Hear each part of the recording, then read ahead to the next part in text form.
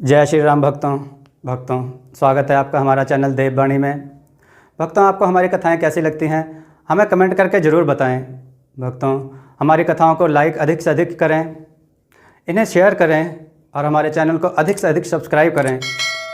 भक्तों, आपसे एक गुजारिश है, हमें इंस्टाग्राम पर फॉलो करें जिसका लिंक डिस्क्रिप्शन में दिया गया है। तो चलिए शुरू करते हैं आज की कथा। जय श्री राम भक्तों, सवालों की श्रृंखला में आप सबका स्वागत है। आज का प्रश्न है, अभिमन्यु के पुत्र का क्या नाम था? अपने उत्तर वीडियो में कमेंट करके जरूर दें। चलिए आज की कथा श्रवण करते हैं। आज की कथा है वृद्ध दंपत्ति की तीर्थ यात्रा और सराय मालिक का छल। आइए कथा श्रवण करें। संतोष और निशा नाम के एक वृद्ध दंपत्ति थे। अपना सपना साकार करने के लिए वे बड़ी मेहनत करते और एक एक पाई बचाते थे। उनका सपना था काशी जाकर भगवान विश्वनाथ के दर्शन करना, परंतु गरीब लोगों के लिए यह भी एक बड़ी बात थी। वर्षों तक पैसा जोड़ने के बाद उनके पास तीर्थ यात्रा करने के लिए पर्याप्त धन इकट्ठा हो गया। तब उनकी खुशी का ठिकाना न रहा। एक शुभ दिन दोनों लंबी और थका देने वाली यात्रा पर चल पड़े। लोगों ने उन्हें बड़ी अच्छी तरह सावधान किया था कि रास्ते में बहुत से चोर ठग मिलेंगे, इसलिए वे अपने सामान और विशेषकर रुपए पैसे के प्रति बहुत सावधान रहें। उन्होंने सारा पैसा एक पुराने कपड़े में बांध लिया था जिससे किसी को संदेह ना हो।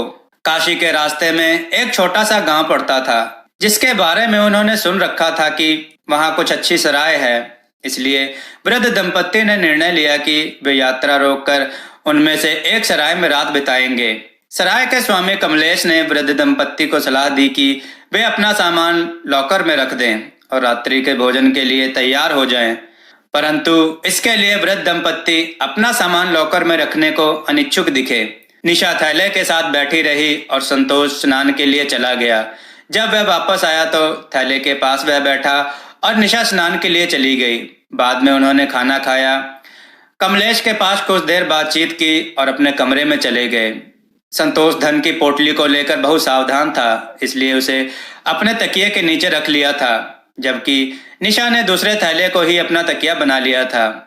उन्होंने काफी लंबा रास्ता तय किया था, इसलिए एक शांत और आरामदायक स्थान में लेटते ही वे गहरी निद्रा में सो गए। जब उनकी नींद खुली तो वे काफी तरोताजा हो चुके थे और जागने के तुरंत बाद सबसे पहला काम जो उन्होंने किया वह था अपनी जमा पूंजी का निरीक्षण।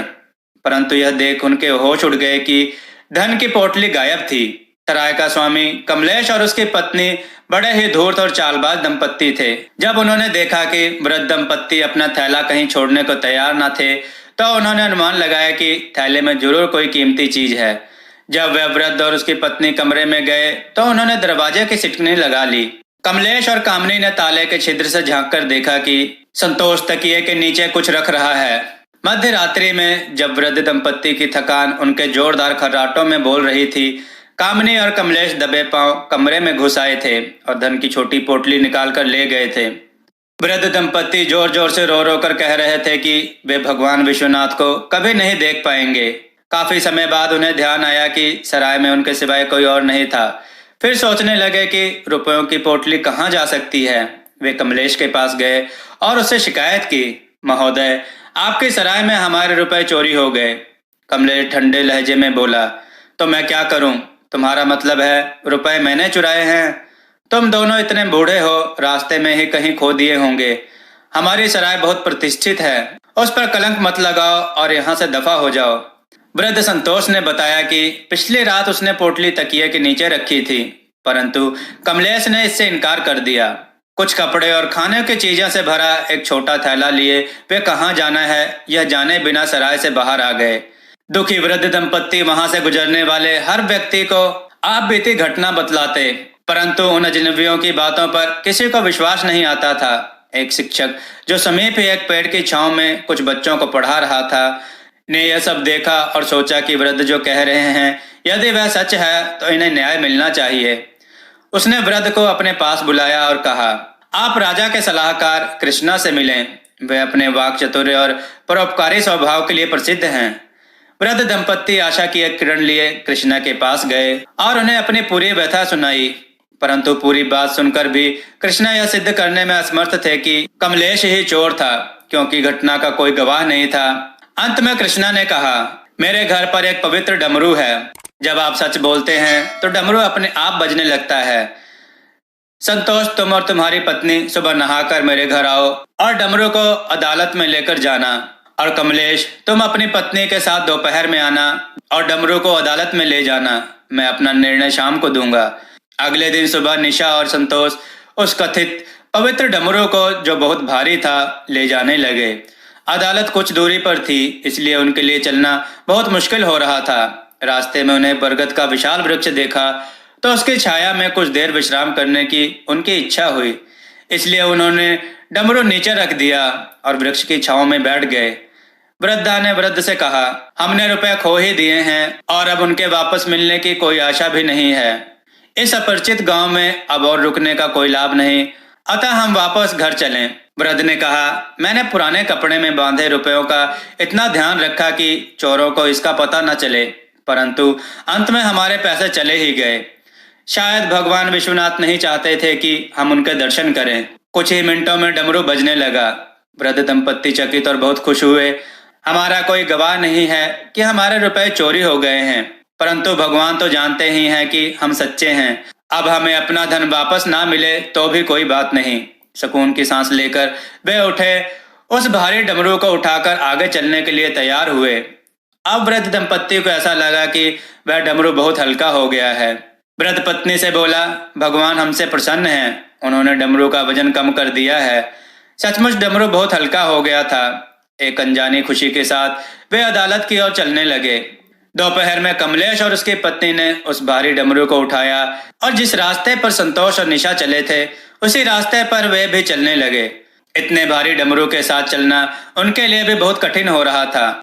उस विशाल वृक्ष को देखकर उन्होंने भी कुछ देर विश्राम करने का निर्णय किया। कमलेश ने डमरू नीचे रख दिया और फिर दोनों छांव में बैठ गए।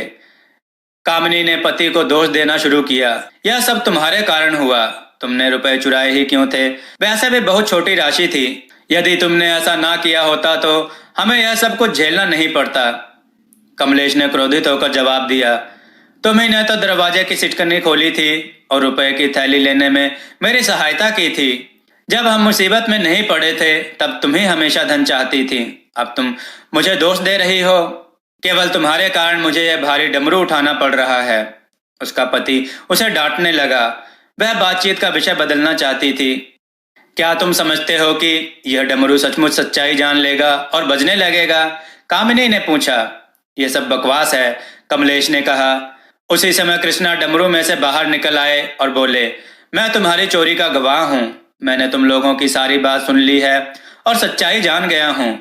उन वृद्ध दंपत्ति की बातें सुनने के लिए मैं सुबह भी इसी ढोल में बैठा था। मैंने उनका पूरा वार्तालाप सुना और जब मुझे पता चला कि वे बिल्कुल सच्चे हैं तो मैं उनको पता लगे बिना डमरू में से बाहर निकल आया था। अब तुम केवल उनके रुपए ही नहीं लौटाओगे, बल्कि सजा के रूप में तुम्हें उससे 3 गुना अधिक राशि उन्हें देनी होगी। वृद्ध दंपत्ति इस न्याय से बहुत खुश हुए और खुशी खुशी उन्होंने अपनी यात्रा जारी रखी। भक्तों, आपको यह कथा कैसी लगी? अपने विचार और सुझाव कमेंट में जरूर दें।